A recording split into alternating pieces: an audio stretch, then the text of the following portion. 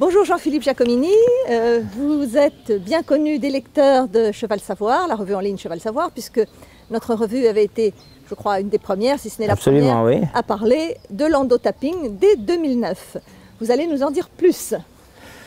Bien sûr, content de vous voir finalement en personne, puisqu'on s'était toujours communiqué par email et par téléphone. Absolument. Et d'avoir collaboré à votre revue à plusieurs reprises. Il s'est trouvé que depuis 2014, j'ai commencé à donner des stages ici du temps de Michel-Henri Quay, que j'ai connu depuis de très nombreuses années, en fait depuis 65, ça remonte à longtemps. Et depuis sa mort, je suis revenu ici, j'ai aidé Catherine. On a fait un stage ici et là, ce mois-ci, je suis venu pour donner des stages en Allemagne et ici. Des stages de dressage. Alors, bon, j'ai eu des chevaux toujours, des chevaux de concours, des chevaux d'amateurs, des chevaux à problème, etc. Pour aider les gens à résoudre des situations équestres qui sont un peu bloquées. Et alors aujourd'hui, c'est plutôt axé sur la méthode de l'endotapping que vous avez créée? Oui, c'est-à-dire que ce week-end, c'est un stage qui est en fait plus une démonstration qu'un stage vraiment de travail. Donc pour les gens qui sont venus, qui ne connaissent pas, je leur ai montré comment cette particulière méthode s'inscrit dans le travail à pied classique. Cet après-midi, on va travailler des chevaux à la longe, aux longues graines et à pied. On a travaillé pas mal de chevaux montés, ceux de Catherine en particulier, qu'elle a monté et que j'ai monté ce matin et hier. Et on va expliquer aux gens des moyens d'arriver à leur but d'une façon plus facile pour eux et pour le cheval. Par le biais de l'endotapping. Alors, bon, l'endotapping, c'est une méthode que c'est un... comment dirais-je? Il y a Tom Dorrance qui a créé tout le mouvement de l'équitation naturelle. Il a dit si l'équitation va de 1 à 10 dans la difficulté, tous les progrès sont faits entre 0 et 1.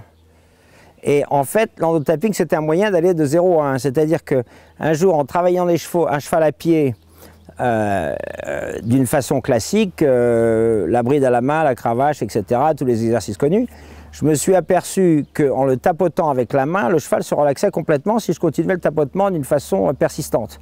Et donc, j'ai continué à explorer ça. Ça fait 25 ans que je poursuis ça et c'est devenu, pour moi, le moyen le plus efficace d'éduquer le cheval dans l'école des aides.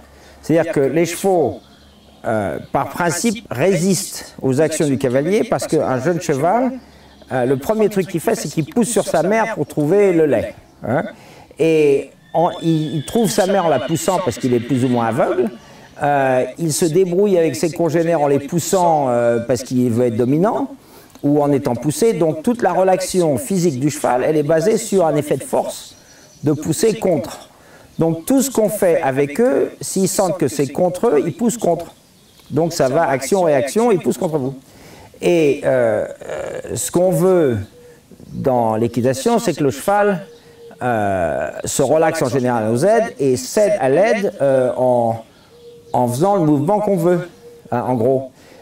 Et a priori, la majorité des chevaux se retrouvent bloqués entre ou résister aux aides parce qu'ils veulent aller contre ou les ignorer complètement.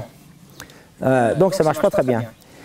Et je me suis aperçu en étudiant cette méthode que j'avais créée par hasard, hein, c'était une coïncidence au départ, que si on applique au cheval un stimulus qui n'est pas douloureux et qui est répété avec consistance, la première chose qu'il va faire, c'est qu'il va résister, il va aller contre. Donc il va essayer de bouger pour s'échapper ou il va pousser contre, etc. Si vous continuez inlassablement, il va commencer à ignorer le stimulus. Hein. C'est comme vous habitez à côté de la gare, vous n'entendez plus les trains. Donc vous êtes habitué au truc, ça n'a plus aucun effet. Voilà, alors si vous répétez les aides exactement de la même manière, de la même façon, au même moment, au même endroit, le cheval les ignore. Bon, si vous amenez des nouvelles aides auxquelles le cheval n'est pas préparé, le cheval il résiste. Mais en fait, si on continue ce tapotement après la période d'habituation un petit peu plus intensément, ou en augmentant la fréquence ou en augmentant l'intensité un peu, tout d'un coup, le cheval a un effet d'endorphine, il se relaxe. Et ça s'est prouvé être systématiquement le cas. Et une fois qu'il s'est relaxé, il devient ouvert à un changement. Donc, par exemple, si vous prenez sur le plan du comportement, hein, vous avez un cheval qui associe les camions à la peur, pour dire quelque chose, hein, ou un bruit donné à la peur. Vous lui apprenez à se relaxer. Alors, quand un cheval se relaxe, exactement comme nous, toute la relaxation vient dans la bouche. Donc le cheval va ouvrir la bouche, il va déglutir, il va bouger la langue, il va se lécher les lèvres, il va respirer profondément, il va soupirer, il va bâiller. Les chevaux qui se relaxent vraiment bâillent à se décrocher la mâchoire. Donc vous faites ça, vous tapotez, il se relaxe, vous tapotez, il se relaxe, tapotez, il se relaxe, etc. Un certain nombre de fois. Vous l'amenez à côté du camion qui lui fait peur. Il se remet en alerte. Vous recommencez à tapoter, le cheval retrouve la sensation qui l'intéressait, qui était de se relaxer. Hein. Et au bout du compte, les chevaux préfèrent être relaxés plutôt qu'être tendus. Parce qu'un cheval a besoin d'être relaxé 18 heures par jour. S'il n'est pas relaxé 18 heures par jour, il ne peut pas manger. S'il ne mange pas suffisamment de temps, il ne mange pas assez. C'est pas comme un chien ou un chat ou un lion qui peut manger une fois tous les 2 jours. Ou un serpent qui peut manger une fois par mois. Un cheval doit manger, comme c'est de la nourriture à très basse valeur calorique, il faut qu'il mange, qu'il mange, qu'il mange, qu'il mange. Donc le cheval est fait pour être relaxé 90% du temps et stressé en court petit moment, une fois de temps en temps. Donc quand il voit quelque chose qui lui fait peur, il est stressé, il lève la tête, il a peur. Quand il a peur, il arrête de digérer. Parce que c'est plus le moment de digérer. Bon, si le cheval arrête de digérer pendant 3 minutes, c'est pas grave parce que tout son sang va dans les muscles locomoteurs. Mais s'il est stressé sérieusement pendant 1 heure, 2 heures, 10 heures dans un camion, par exemple, ou pendant 1 heure sous un cavalier qui ne sait pas trop bien s'en servir, c'est comme ça qu'on a une colique de stress. Parce que le cheval, par exemple, est monté sous stress pendant 1 heure par le cavalier, le mouvement péristaltique s'arrête, le cheval ne digère plus, vous le remettez au box, il y pense pendant 23 heures, le lendemain, vous appelez le veto. Hein? Donc le cheval doit apprendre en toute situation à se déstresser selon les besoins. Alors pour finir avec cette idée-là, donc je le mets le cheval à côté du camion, je le tapote à côté du camion, le cheval, il commence à associer des trucs différents. Au lieu d'associer le camion avec la peur, il associe le camion avec la relaxation. Vous le mettez dans le camion, vous tapez dans le camion, ils sont là, c'est fini. Et on a eu beaucoup de chevaux qui voyageaient très très mal. En deux petits voyages de 20 minutes autour de la ferme et quelqu'un dans le camion, dans l'armement qui les tapotait, fini, ils n'ont plus jamais eu de problème. Ils arrivaient au concours, ils mangeaient, ils buvaient, ils passaient le crottin, tout allait bien. Eh bien, écoutez, c'est très intéressant. Donc cette méthode a en fait deux finalement utilités, celle pour l'équitation, mais aussi pour le bien-être du cheval et pour sa santé, d'après ce que je comprends. Alors mais ça ne veut pas dire qu'il faut jamais stresser le cheval. Si vous avez un cheval de course, il va être stressé pendant la course. Un cheval d'obstacle, il vaut mieux qu'il soit stressé pendant l'obstacle, qu'il fasse attention à ce qu'il fait. Même un cheval de dressage doit se stresser un peu pour donner son maximum dans l'épreuve. Ce qui compte, c'est qu'il se déstresse après. Donc, et complètement. Donc, si le cheval, et les chevaux qui connaissent leur métier font ça, hein, vous voyez des chevaux de concours qui sont très très intenses pendant le parcours, le type lâche les rênes, fini, terminé, il mange un sucre, il est content, tout va bien. Ceux qui ne sont pas capables de faire ça, ils sont stressés, 3 heures plus tard, ils sont toujours sur batterie. Hein.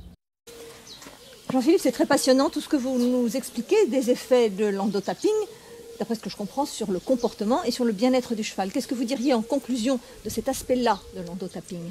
Alors, cet aspect-là est basé sur un tapotement très rapide, hein, en général 12 battements par seconde. Bon, on peut arriver à amener ce degré de relaxation pratiquement dans n'importe quelle situation, qu'elle soit une situation purement de management du cheval, le vétérinaire, le maréchal, le camion, l'écurie, le concours, etc., etc., ou même dans le milieu du travail. Chaque fois que vous amenez une nouvelle pièce de travail que le cheval ne connaît pas, ne comprend pas, il va avoir une nature à être méfiant et à se demander ce qui se passe.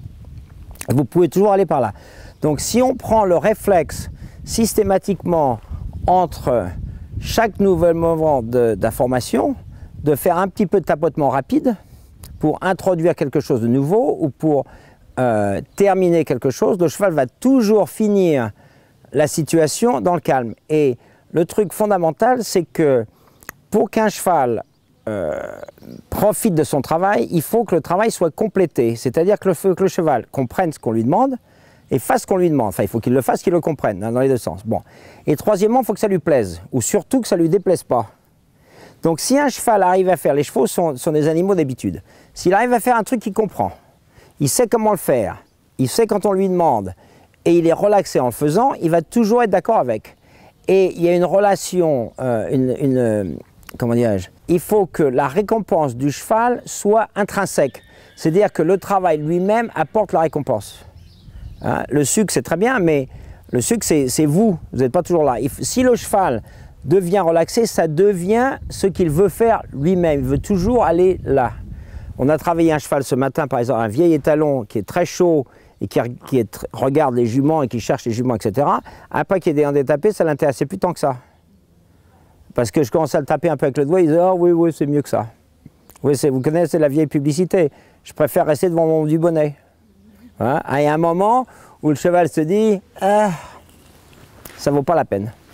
Et c'est ça qu'on cherche. C'est que le cheval trouve un moyen de se relaxer lui-même. Donc au bout d'un moment, ça ne devient qu'une indication. Alors comment lutter contre finalement ce que vous dites qui est un peu une des limites du système, c'est que le cheval finalement, entre guillemets, se blase un petit peu. Non, il ne se blase pas. Il se relaxe. Il faut qu'il se blase aux choses extérieures. Il faut que le cheval ne donne pas d'attention à ce qui n'a pas d'intention. Hein? Vous êtes le livreur de l'endorphine.